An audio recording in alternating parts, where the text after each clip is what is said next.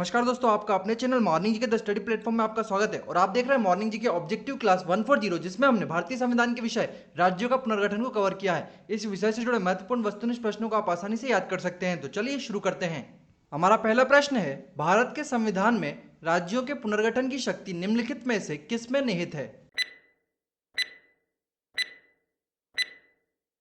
सही आंसर है option B, संसद में। भारत के संविधान में राज्यों के पुनर्गठन की शक्ति संसद में निहित है। हमारा अगला प्रश्न है, भारत की स्वतंत्रता पर भारत की राजनीतिक इकाइयां थी। सही आंसर है ऑप्शन सी, ब्रिटिश प्रांत और देसी रियासत दोनों। भारत की स्वतंत्रता पर भारत की राजनीतिक इकाइयां ब्रिटिश प्रांत और देसी रियासत दोनों ही रूप में थीं। हमारा अगला प्रश्न है, भारत का संविधान लागू होने पर 1950 में भारत के राज्य क्षेत्र कितने श्रेणियों में विभक्त थे?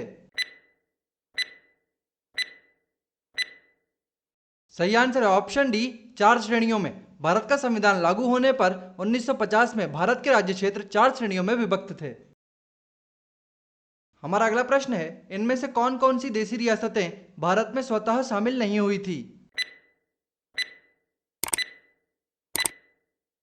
सही आंसर है ऑप्शन डी, उपरोक्त सभी। जम्मू कश्मीर, हैदराबाद और जूनागढ़, ये तीनों ही रियासतें भारत में स्वतः शामिल नहीं हुई थी।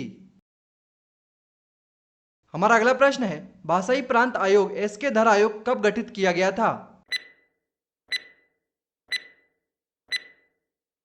सही आंसर है ऑप्शन ए, जून 1948 में। भाषाई प्रांत आयोग एसके धर आयोग का गठन जून 1948 में किया गया था। हमारा अगला प्रश्न है, एसके धर आयोग के बारे में निम्नलिखित में से कौन सा कथन सही है? सही आंसर है ऑप्शन ई, उपरोक्त सभी कथन सही हैं। एसके धर आयोग भाषाई प्रांत आयोग था, सही है। एसके धर आयोग का गठन जून 1948 में किया गया था, यह भी सही है। एसके धर आयोग ने भाषाई आधार पर राज्यों के गठन को अस्वीकार किया था, क्लियर है। और दिसंबर 1948 में आयोग ने अपनी रिपोर्ट प्रस्तुत की थी, यह भी कथन सही है। हमारा अगला प्रश्न है, दिसंबर 1948 में ही कांग्रेस द्वारा एक अन्य भाषा प्रांत समिति का गठन किया गया, जिसे जेवीपी समिति कहा गया, जिसमें शामिल थे। सही आंसर है ऑप्शन डी, उपरोक्त सभी। जेवीपी समिति, जेवीपी समिति में जे से हो जाएगा जवाहरलाल नेहरू, वी से वल्लभ भाई पटेल और पी से पट्टाभी सीतारमैया, क्लियर है। ये तीनों ही जेवीपी समिति में शामिल थे। हमारा अगला प्रश्न है, किस समिति ने भाषाई आधार पर राज्यों के पुनर्गठन की मांग को औपचारिक रूप से खारिज कर दिया था? सही आंसर है ऑप्शन ए, जेवीपी समिति। जेवीपी समिति ने भाषाई आधार पर राज्यों के पुनर्गठन की मांग को औपचारिक रूप से खारिज कर दिया था। और इसी प्रकार एसके धर आयोग ने भी इससे पहले इस भाषाई आधार पर राज्यों के पुनर्गठन को अस्वीकार किया था। हमारा अगला प्रश्न है, भारत में भाषाई आधार पर गठित प्रथम राज्य था? सही आंसर है ऑप्शन डी, आंध्र प्रदेश। भारत में भाषाई आधार पर गठित प्रथम राज्य आंध्र प्रदेश था। हमारा अगला प्रश्न है, फजल अली की अध्यक्षता में राज्य पुनर्गठन आयोग का गठन कब किया गया था? सही आंसर है ऑप्शन ए, 22 दिसंबर 1953 को। 22 दिसंबर 1953 को फजल अली की अध्यक्षता में राज्य पुनर्गठन आयोग का गठन किया गया था। हमारा अगला प्रश्न है, इनमें से किस आयोग ने राज्यों के पुनर्गठन का आधार भाषा को स्वीकार किया था? सही आंसर है ऑप्शन सी, फजल अली आयोग। फजल अली आयोग ने भाषाई आधार पर राज्यों के पुनर्गठन को स्वीकार किया था। इसके पहले हम पढ़ चुके हैं कि एसके धर आयोग ने पहले अस्वीकार किया था, उसके बाद जेवीपी समिति ने भाषाई आधार पर राज्यों के पुनर्गठन को खारिज कर दिया था, किंतु भाषाई आधार पर राज्यों के पुनर्गठन को स्वीकार किया था फजल अली आयोग ने, क्लियर है। अगला क्वेश्चन देखते हैं। हमारा अगला प्रश्न है, भारत में 1 नवंबर 1956 को राज्यों का व्यापक पैमाने पर राज्य पुनर्गठन करके गठित किया गया था।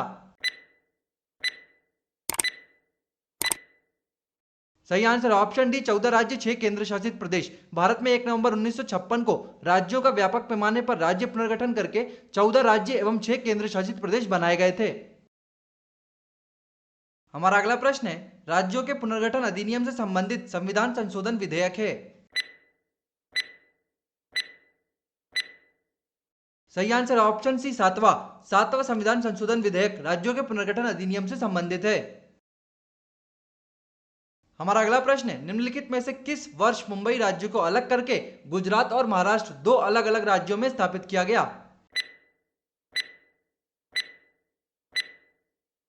सही आंसर है ऑप्शन बी 1960। 1 मई 1960 को मुंबई राज्य को अलग करके गुजरात और महाराष्ट्र दो अलग अलग राज्यों में स्थापित कर दिया गया।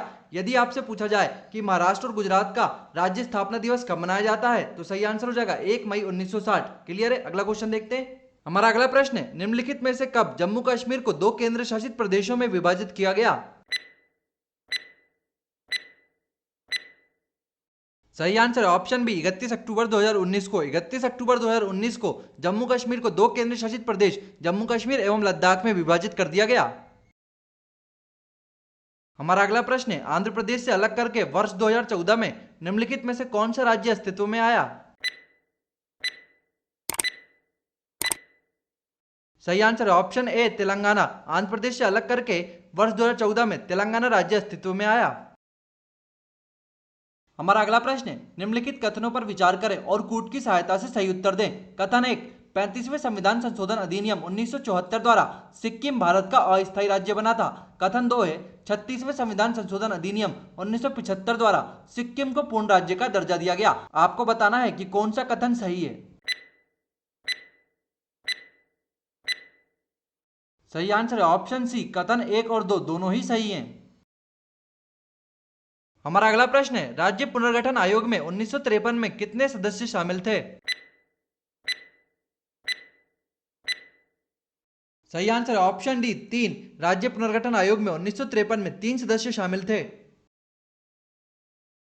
हमारा अगला प्रश्न है, संविधान के प्रवर्तन के समय राज्यों को 4 श्रेणियों अ, ब, स, द में बांटा गया था। इन श्रेणियों को किस वर्ष समाप्त किया गया? सही आंसर है ऑप्शन सी 1956। संविधान के प्रवर्तन के समय राज्यों को 4 श्रेणियों अ, ब, स, द में बांटा गया था। इन श्रेणियों को 1956 में समाप्त कर दिया गया।